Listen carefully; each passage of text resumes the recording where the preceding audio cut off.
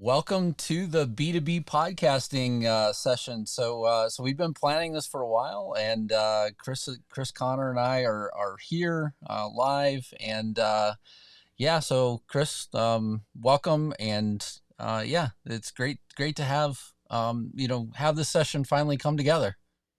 Yeah, thank you. I'm looking forward to it. Yeah, me too. So why don't we go through intros really quickly? Chris, I'll go to you, and yeah, if you could just take a second and introduce yourself, it'd be great. Sure, I'm Chris Connor. I am the host and producer of Life Science Marketing Radio. And another podcast called CC Life Science, as well as a handful of podcasts for clients, which is my business. I produce podcasts and other content for life science companies to use in their marketing and grow their brand. So do you do editing for other companies as well, or is it primarily you host podcasts? Just curious. It's a little bit of both. I mean, I have clients for whom I do editing. I have a client for whom I just help with some editing. I have a client where I only host and do no editing. And then I have a couple of clients where I host and do all the production, and then I hand it off to them for distribution. Okay. So a little bit of everything. Yeah, and I think you mentioned as well that you're also helping somebody get set up, as well with podcasting as well. Right. I've done that. Sometimes for friends, I will do that, but also for some clients, they just want to know how to get going with a podcast. And I have sort of a package that I would do to help them understand the hardware and the software and the workflows that it takes to get a podcast out. Yeah. Well, I just wanted to make sure we covered all the bases as we I appreciate that as well. Yeah. So, and I'm Don Davis. So I host the Life Science Success podcast. I also have another podcast as well that I do for a client called B Fused. B Fused is a food related or eating related podcast that focuses more on healthy eating and the food that we eat. And so yeah, I mean, I host a secondary podcast. I also do a lot of production with regards to sort of extra events where we produce the capability to get out the message as well for clients. So I have a couple different clients where we support their sort of media releases and things like that. And so whenever they want to do, larger broadcasts, or almost like the non-webinar webinar, which I know we're going to get into as well as a part of our discussion, but it's just this idea of, so having a digital media marketing company support that. So I have D3 Digital Media, and that's one of the things that we help to support as well. But I'm really excited to get to hop into this topic. Just really quickly for anybody that's watching or listening, kind of what started this was I attended Bio, and I was actually really encouraged with regards to a lot of the people that were interested in being on Life Science Success.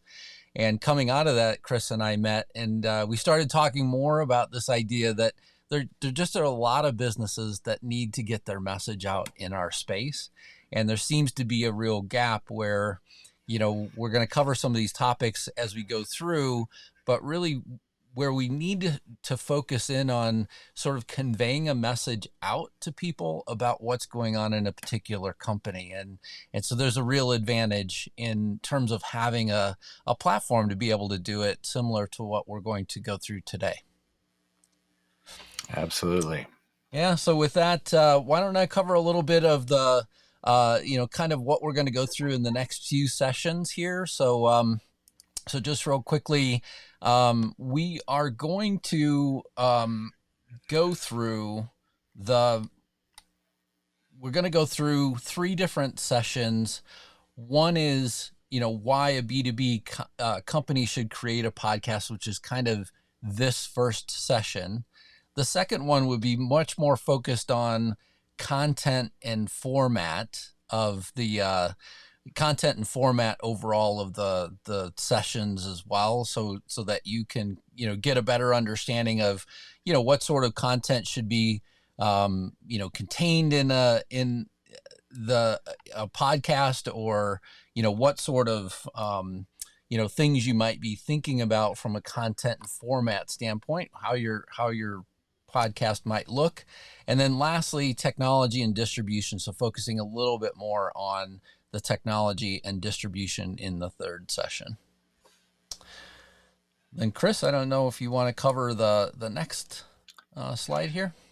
Yeah, so today, just as a quick outline of what we're going to talk about today, we're going to talk about who should be interested individually and as companies. I won't say that every company should have a podcast. I've been thinking about this a little bit.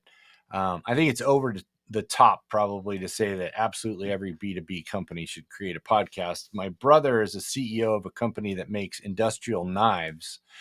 And I was thinking, like, what would be the audience for that, and what would be the topics? And actually, if I thought about it a little bit more, I might be able to come up with something. It also depends on your customers. Are they the kind of people who are going to listen to a podcast?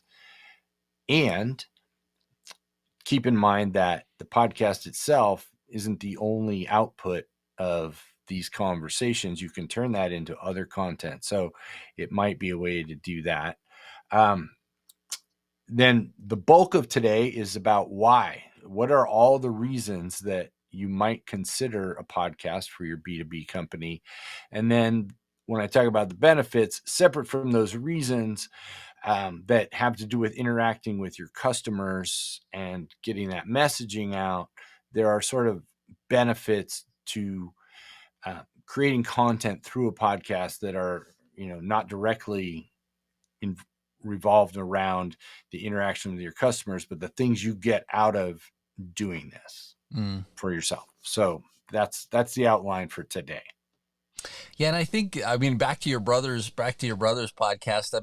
There's that one, what is it, like knife shopping channel or whatever, that's all the time on online, where they show, like, here's all the latest knives, and then they have guys cutting stuff, and yeah. So I would imagine your brother's topic actually, might be.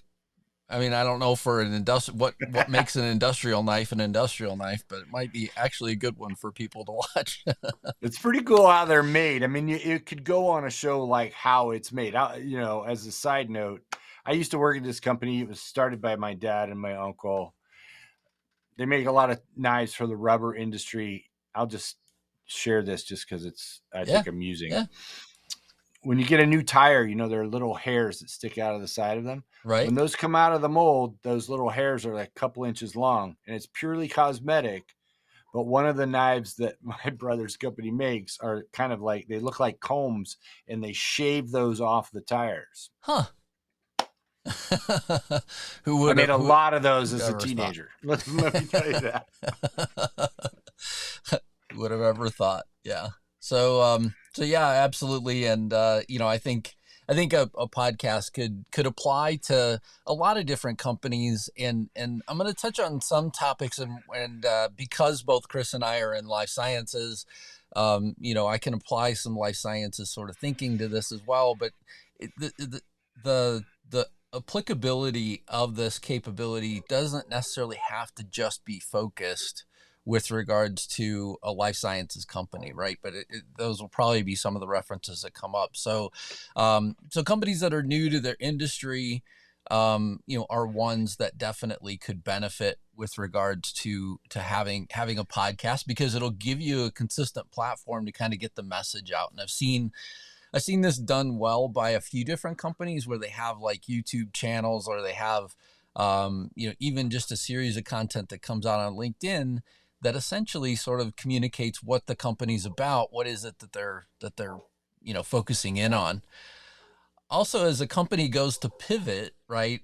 So if you're a company that's looking to make a shift in direction, what a great way to have a platform where you can consistently communicate that message and get the message out with regards to what it is that you're working on, and how how and maybe even why the company is shifting in terms of its focus. And maybe it's to meet, your customers or clients even more directly in terms of where they are. And so that, pivot might actually, be good to communicate as well.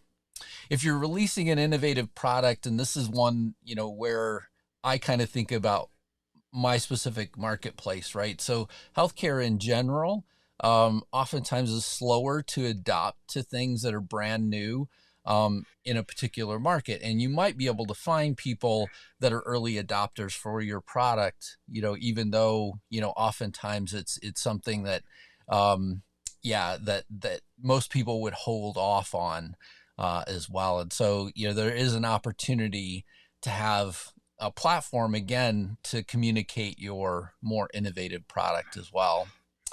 And then if you want to, be a business that better understands your market, again, having a platform and consistent place to sort of communicate your message, is another, great way to use podcasting. I feel like, again, to be able to get your message out. And then lastly, small marketing teams, oftentimes have a lot that's going on, but at the same time, wouldn't it be great to have like one place where you're consistently creating material that you can then leverage over and over again, as well, to try and get the message out? What I see oftentimes from organizations is they have bigger campaigns and then they sort of, you don't hear anything from them for a long period of time, and then all of a sudden, there's another big campaign, right? So you might, rather than having and spending a lot of energy in terms of trying to get out bigger campaigns, having more consistent platform as well as material that's coming out would be helpful for the organization. I don't know, Chris, is there anything else that you would add or, say to any of those as well? Yeah, I mean, I think understanding your market, just we'll talk about this in the next slide, and getting to understand your customers and helping your market understand you or all the things going on. But particularly for a small marketing team who's chasing a bunch of campaigns, or who may struggle to create their own content or get subject matter experts to write content or executives to write content, this is the simplest way to create a lot of content in many different forms that can be used across all your channels: web, social media, third party. For me, that's reason enough. Right. Yep. Absolutely. All right. And next, trying to get it to move, my friend. There we go. Okay. There we go. So I'm going to tackle the first three of these to get us started. You can see quite a long list of reasons. The first three sort of fit together. Thought leadership. I like to say your deepest insights are your best branding. And podcasting is just a fantastic branding tool. So whether it's you and your company trying to get out your own thought leadership, or you're inviting thought leaders in your industry onto your podcast, either way, I think you become a thought leader by doing either of those things. You are helping your audience, your marketplace, see those insights from the experts, and whether it's you directly or it's reflected back on you by your guests, there's value in that. And I think this is a gap that many companies aren't taking advantage of, is to get their CEO on a podcast, whether it's your own or someone else's, and have them out there speaking and using clips from that to distribute on social media to get the word out. I mentioned educating the marketplace. It can be hard for anyone to keep up with all the things that are going on in a particular space. So, for example, Don and I are both in the life sciences. There are so many things going on.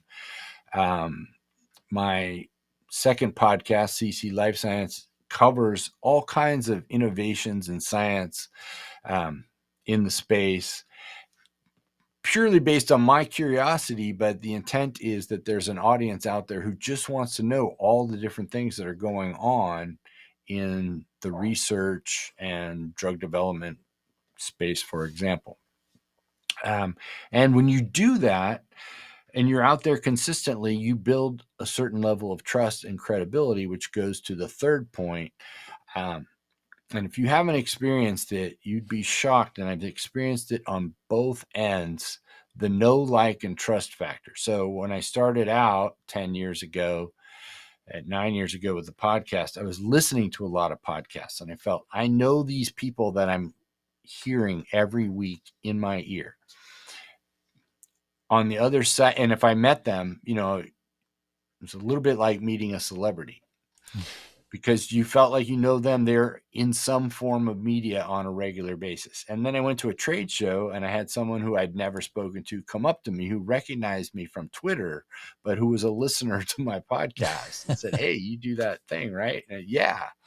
And it has happened more than once. So there's a level of trust that people get because they get to hear you on a regular basis. And that builds a relationship, even if you haven't spoken to them before. And it makes getting those conversations started much easier. Yeah, I think it's a very important point. And then one quick thing back to educating the marketplace. I've actually run into somebody. I was at a show, and then we went to a group of us went out to dinner afterwards, and this one person just kept sort of staring at me, from across the room, and eventually I went and introduced myself, and he said, yeah, I used your podcast actually for education in the life science space to try and get a better understanding of all the different things that people were working on, because it's a broad, sort of market, right? I mean, it's a, hard to get a grip of everything that's going on unless, you've got some sort resources for that. So. Yeah. So in terms of, other places that you can use a podcast and, kind of think about, the things that a podcast could do for you, one is market research. And so, one of the things that I know I gained through a lot of the conversations that I have is just kind of what is it that people are working on and what's, the kind of critical path to getting their thing to market. And then what places will that item serve once it's out in the world, and understanding that really helps me in my consulting business. And so that was one of the things that I wanted overall, was just to stay connected to the marketplace, and it's been a great platform for that. And so if your guests really tie to areas that would aid you in market research, again, that's a great way to leverage a podcast as well. I've seen a lot of people that use their podcast for customer appreciation. So they will have kind of routine podcasts that they do. And then on occasion, they will invite people who are customers of theirs to come and talk about the good that they've had come out of their products as well. And so, this idea of using it for customer appreciation is beneficial both for the customer as well as the business, right? Because you have somebody saying, how great your products are as well. And then, introductions to prospects. So if anybody's ever received one of my connection requests, typically it's, it starts out with, sort of introducing myself. And then once we get to know each other, typically most of my connections that are in life sciences wind up with this, question of, would you like to be a guest on Life Science Success? And so for me, it's another way. I'm not trying to sell something to them. I'm not trying to, sort of get some other benefit, but it's another way for me to get to know people at kind of another level that could be potential clients in the future. Yeah, I'll just add on to the meeting prospects and networking. I have found that starting a podcast was the most productive networking activity I've ever participated in. Now, it requires a little more effort than showing up to a cocktail party, but you get a little deeper conversation out of those things. When people find out that you have a podcast, it's very rare that someone has turned down an invitation. And often I'm having a conversation with someone without even thinking about a podcast, and they will say something near the end of it. And I go, "Oh, that's a topic. Why don't we explore that, on another call?" And I invite them. But now when I can reach out to people on LinkedIn, I look and I see if they have a story that I'm interested in, something to talk about. And I'll mention, hey, is this a possible podcast episode? Would you be interested? And it's pretty rare that people decline that invitation because they're looking for ways to get out and get the word out for them as well. And then I've had a few companies come to me and say, we want to do something different. We think that creating a podcast will help us be seen as innovative. Now, there are millions of podcasts out there. Most of them don't last for any sustainable period of time, but it is a way to stand out because there's text, there's video, and there's podcasts to a large degree. Of course, there are events and campaigns and so on. But it really is different. And I guess I would say that a podcast, whether you do audio and video together or just audio, is different than creating marketing videos. And we are talking about marketing here. And the reason for that is to listen to a conversation or a story in your head. First of all, less likely to be interrupted based on where people listen to podcasts, mowing the lawn, going for a jog, whatever it is, doing chores, as opposed to sitting and having to watch a screen for some kind of marketing video. So that is the difference that I think it makes. And then, down the road here in a few minutes, we'll talk about what all the other advantages to this format. Yeah, I think I think in terms of the all of the things that I've done in the midst of listening to podcasts, and certainly I appreciate video podcasts, but I certainly definitely have a different sort of connection to audio only podcasts, or even video podcasts that are also made into audio podcasts, right? So it's, to me, it's that ability to be able to do something in a lot of different spaces really, seems to help organizations as well. And then, in terms of growing an engaged audience, I'll just touch on these last two. Growing an engaged audience really gives you this opportunity to sort of find your tribe, right? Or find the people that are really thinking, of you and your products. And so I think in our space, in life sciences, we have some people that are on like the cutting edge of clinical trials and things like that. And so they're releasing new technology that, could help people with clinical trials. There's a very specific audience that would be interested in that.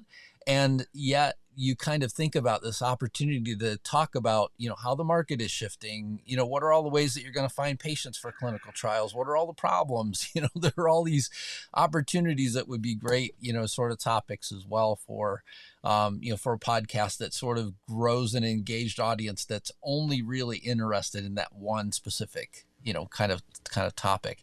And then on the last one, in terms of, stimulating earned media opportunities, podcasts for me have been a great way, one, to have other podcasters find you. I mean, certainly, Chris, I reached out to you because I'd reached like the mid-year or end of year or something and wanted to recap all the podcasts. And so I went through, these are all the podcasts in life sciences that I listened to, and yours being one of them. And so I said, hey, would you want to come on a show with me where we talk about these? And we did that together. Also, for me personally, whenever I went to Bio, I went to this industry trade show as a press member, not as a participant of the conference, which is, completely different, right? I used the opportunity primarily to conduct a lot of interviews and capture a lot of other media related to the show. And so, that wouldn't have been possible without having a podcast first. And so, again, it's another opportunity for companies, I think, to think about what is the advantage whenever you think about, getting on or having a podcast.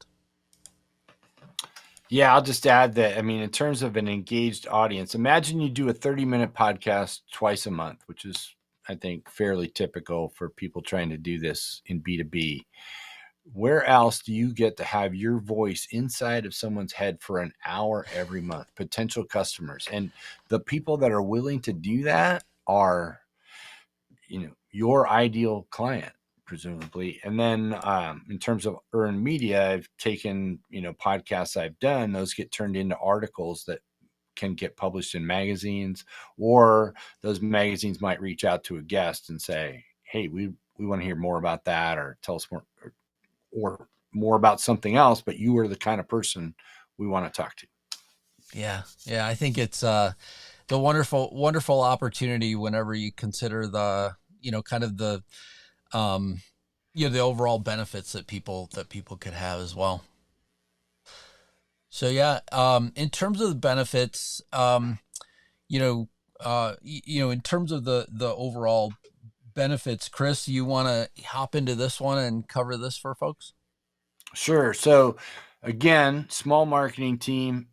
The top one is my favorite. I mean, this is, to me, the reason to do a podcast. It's the most efficient way to create content, regardless of all the other things. So this is a benefit to you and your company. The audio, great content on its own. Snippets of video, questions and answers cut out and posted on social media. The transcript turned into an article. And then, maybe just text quotes on top of an image can create an entire basket, a whole media kit for distribution in all the channels you can imagine. So there's just no easier way. The alternative being to go to an executive or a subject matter expert and say, here's a blank piece of paper. Tell us what you think about topic XYZ.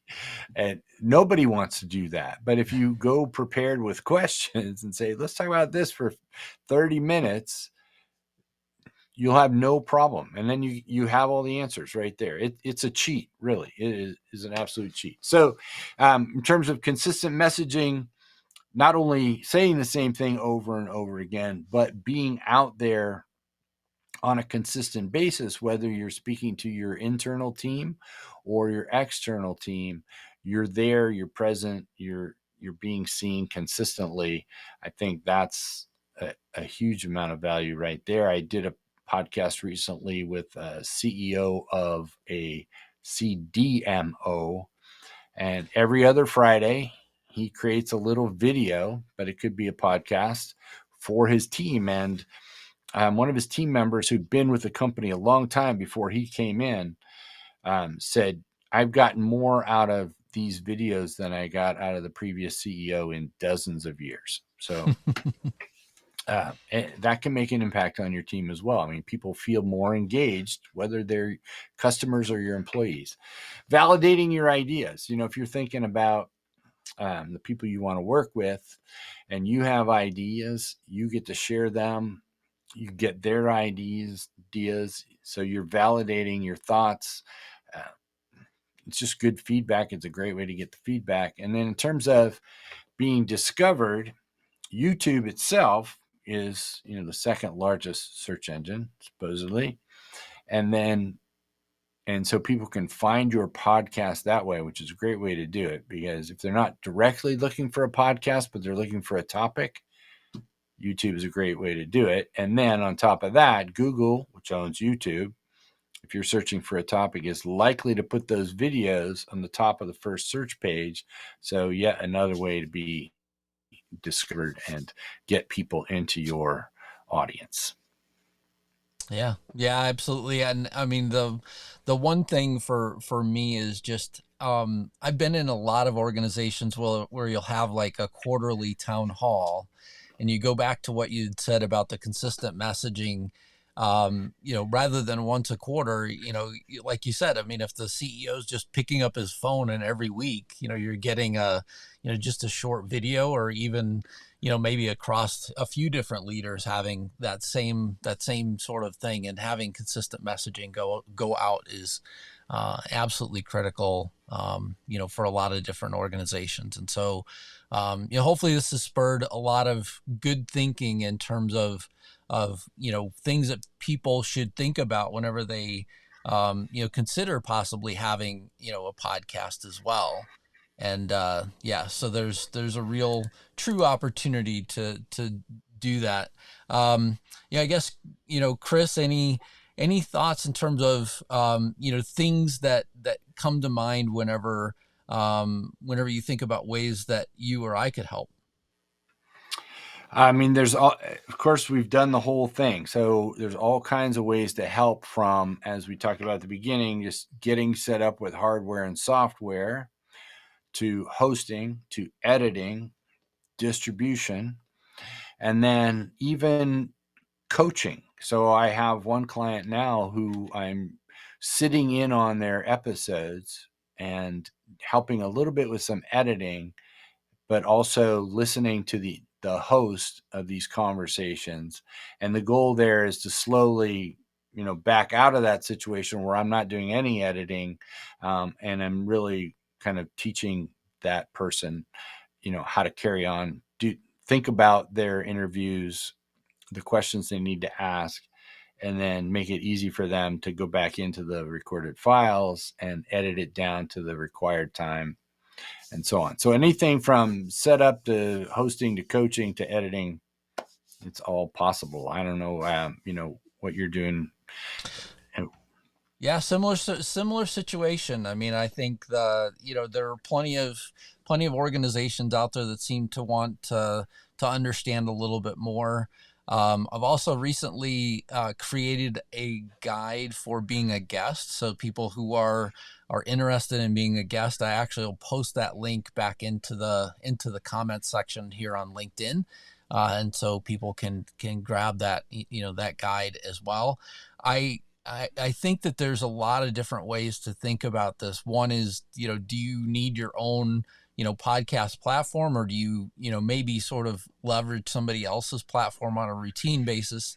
I know there's opportunities as well to work with somebody like myself or with Chris in terms of, sort of mapping that out. What's the appropriate sort of channel in terms of thinking about this, because for many organizations, I keep hearing as well that this is just one more thing, which, I mean, you could think of it that way, but at the end of the day, if you think about the fact that you have to consistently get your message out, leveraging podcasting as a platform probably is a really good way to sort of think about, this in a centralized manner as well. So, yeah, I think there's a lot of different things that we could do to help.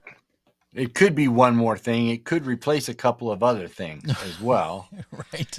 And then, as you mentioned, it's not a bad strategy if you want to dip your toe into it before you start your own, to think about what podcasts could I be on. I mean, that's a way to access a lot of different audiences. There's certainly people who do that. And maybe that's a better solution for some people. So your guide to being a guest, and understanding, if you're lucky enough to be a guest on somebody's podcast, and we're lucky enough to have you, how to get the most out of that when the podcast goes live, because it doesn't end at the end of the conversation, right? Right. It takes a little bit of, just a tiny bit of effort on the back end to amplify the message when it goes out on social. Yeah, and I've seen so many people sort of take a podcast almost like it's a point in time. Once the interview's over, that's it, right? And I've seen you do this as well very successfully with several of your guests, where you'll take the material and sort of break it down, and then have a lot of different social media posts as well with snippets, not necessarily the entire interview, to try and entice people again to spend the time, go check this out. If this snippet was interesting to you, go check it out. Yeah, and you mentioned point in time. That just brought up to my mind a lot of the things we're talking about here, because we're not doing a news podcast, is that this is evergreen content. It could be good years from now.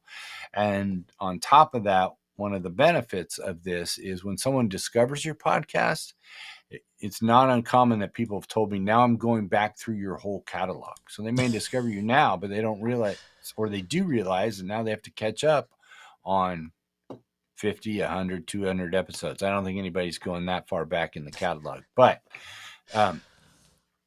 those things accumulate, and they they're going to spend more time with you, not just going forward, but going backwards. Yeah. And then now we actually have some time left over for anybody that's, currently on with us as well live, to go through any questions that you might have. And so, feel free to, in the comment section on LinkedIn, feel free to add, any questions that you might have, and we'll try and address those live. Try and give this a minute or two. So Chris, you and I are going to have to talk because between us, because of the fact that, there's always this delay that happens, right? It's not instantaneous. So people have to, in the next, minute or so, most people will hear the thing that I just said. Yeah. Well, tell me, I want to ask you, maybe what is the most surprising thing you've had, gotten out of a podcast? That I personally learned from somebody else's podcast, or that something that you learned on your own by hosting your own podcast, or something you learned about podcasting in the course of doing your 200 or so episodes.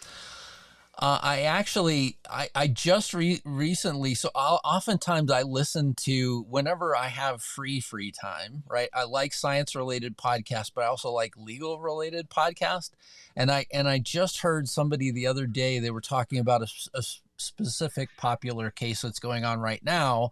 And they were talking about the fact that you can actually experience double jeopardy whenever you've committed both federal crimes and state crimes. And that was a surprise to me. So that was something that I learned brand new, because I always figured that, once somebody was, prosecuted in one or the other, then that was that. But I'm not a lawyer, so it was something that was very educational for me. I remember sitting there going, I never would have thought that. But yeah. So anyway, our great friend Owen Swift actually's popped in a question here for us as well. And so, so what are your Chris, what are your favorite non-life science podcasts?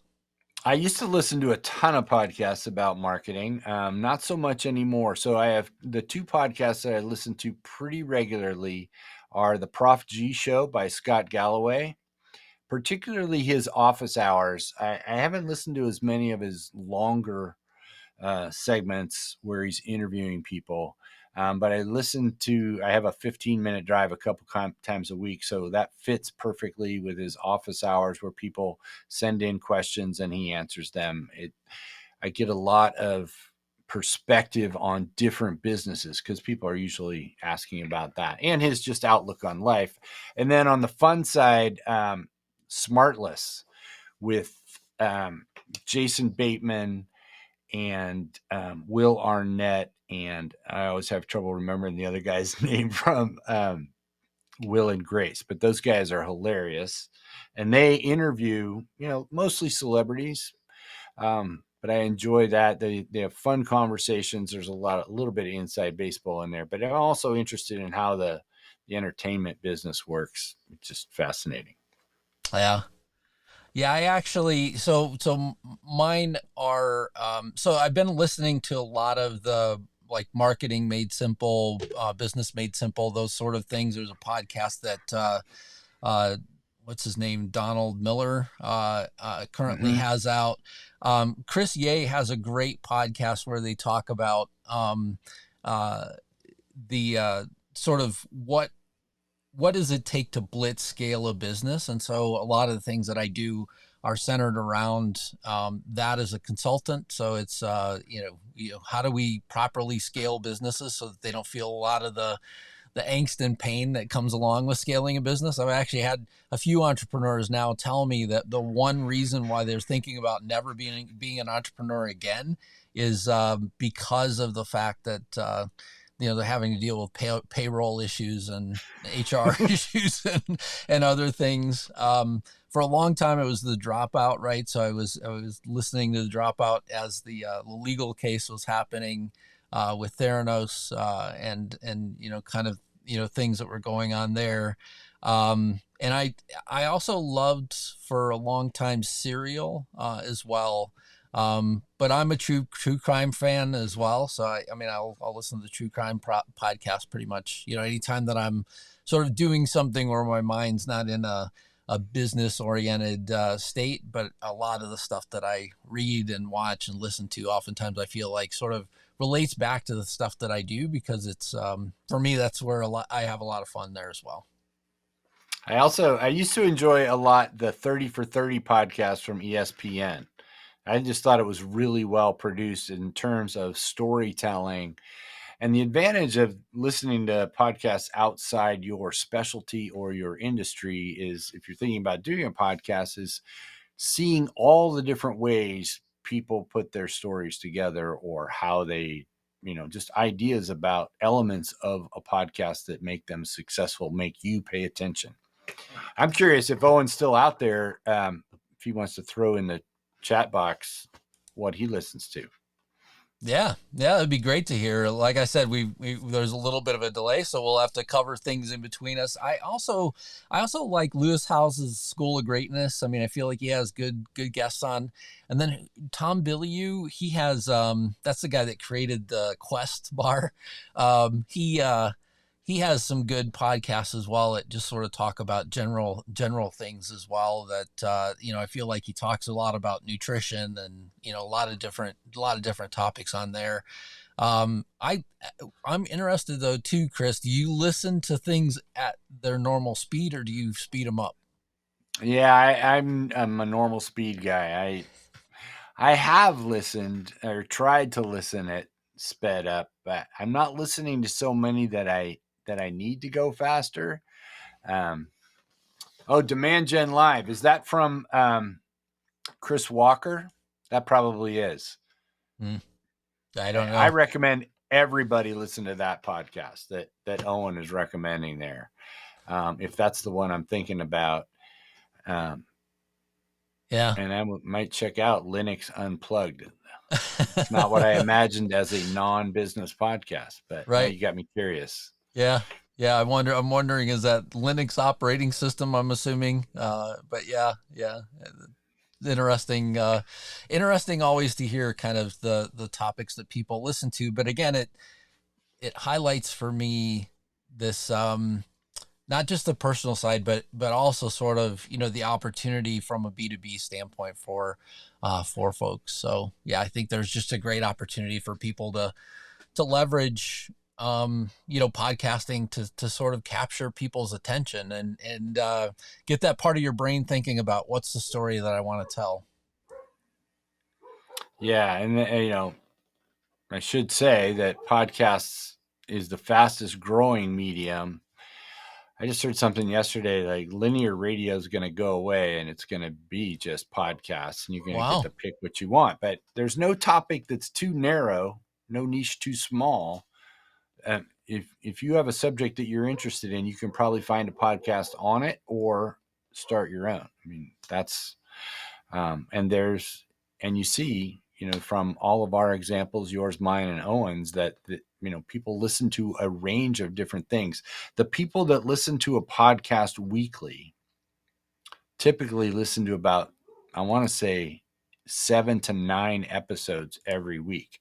Not necessarily of a single podcast, but they're listening to 7 to 9 different shows during the week. And that number of people that listen weekly in the United States over the age of 12, I have it somewhere on my desk here, but it's roughly, I want to say, 30% of people in the United States are weekly listeners and listening 9 times. So, yeah.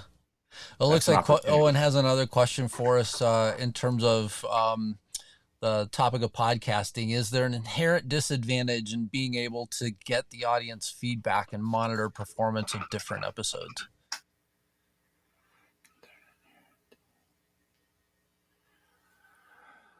I think I understand what he's saying there. Oh, are you at a disadvantage in terms of being able to get it? So, yes, this is a challenge. If I understand your question right, Owen, knowing who downloaded your podcast is difficult. Mm-hmm. So if you're not building an email list off of that, it is a challenge to know who exactly listened. And then you can get download numbers per episode, which is helpful. You'd like to see those going up, and you can tell which episodes have, a story that appeals more to your audience. But just because someone downloaded it doesn't mean they actually listened. So that is absolutely the challenge. I've talked to a few other podcasters in our space specifically who, they know they're doing well when people reach out to them and directly and comment. So you're not going to get hundreds of those, right, but you will get enough to realize that, okay, this is one person. There must be, I could see I'm getting a reasonable number of downloads, and some fraction of those people actually reach out to me and say, hey, I love what you're doing. Yeah. Yeah. It's funny to me. So, I mean, for a long time, I spent an awful long time podcasting. I want to say it was over a year, and I call that an awful long time. And I kept thinking to myself, is this it takes a lot to get guests to, if you're a guest related podcast, that's probably where the greatest majority of effort comes in overall. If you're trying to consistently make sure that you have guests, and I remember being on vacation, and I was thinking to myself, should I continue this thing overall? And actually, I don't know how many people could see it, but next to the blue book over my head, there's a clear award that's back there as well. And I won what was a top 10 podcast in FeedSpot for science related podcasts. I got that notification. Then it was the notification for that award was like a US related, B2B science related podcast award as well. And it was those things sort of stood out more in my mind as just acknowledgement for all the work, right, that you put in. But at the same time, you're building this audience. And like you said, you have to also try and capture, who's listening, and is there a way to, more directly connect with those people and try and, either have them subscribe somewhere, which we have good subscribership now, I feel like for the podcast. But again, there's, a lot of time where you're, sort of doing these things and sort of questioning, like, is this valuable to people? And then, like I said, you get more of the acknowledgement whenever you go out in the public and people say, man, I've listened to every episode for the last year and a half. And, just can't believe, all the people you've had on and the great interviews and things like that. So I do agree with that idea of, you're speaking a bit into a vacuum, but at the same time, you're trying to capture, more of that, direct audience as well, and have them engage with you, which is, through subscribing or, giving an email address or something.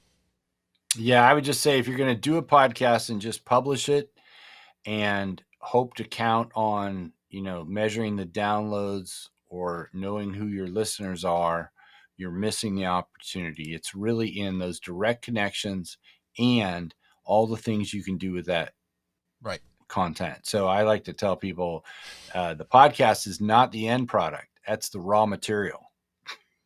Yeah. I noticed the other day there, because I get metrics on some of the smaller snippets that we provide as well. And there were by far more views on some of the smaller snippets, overall than, than some of the other things that we put out. And it just shows a real advantage, as well as being able to reuse this content over a more broad space. Right. So, yeah. Right. And in terms of those snippets, I don't use Instagram. I, occasionally get sucked into reels, but in terms of YouTube and shorts, I have put some snippets up there, and with no effort whatsoever, you get hundreds of views because people are going by, but people do discover you, and I've gotten comments on those things as well. Right. People ask questions.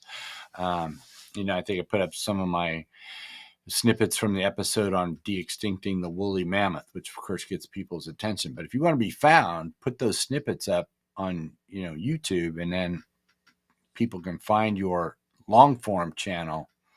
That's a path. Yeah. All right. And well, I wanted to just close with the idea of hopefully this has been helpful for folks, and has been enlightening in terms of really talking about what you can do with a B2B podcast. Our current plan is that we would put out the other sessions and work on getting those out for people that are interested in this, kind of walking you through that journey of creating a podcast as well. Yeah, looking forward to the next one. We'll talk more about what the content can be inside of it, different formats to consider, really the meat of it, and then the last episode, nuts and bolts of getting it out. Yeah. So Chris, thanks a lot for being here. I really appreciate you, in terms of working with me on this and helping me pull it together. And, for anybody that's still there, thanks a lot for watching us. Thanks a lot. Yeah. Thank you for your idea to make this happen. And thank you everybody who's listening. All right. Take care.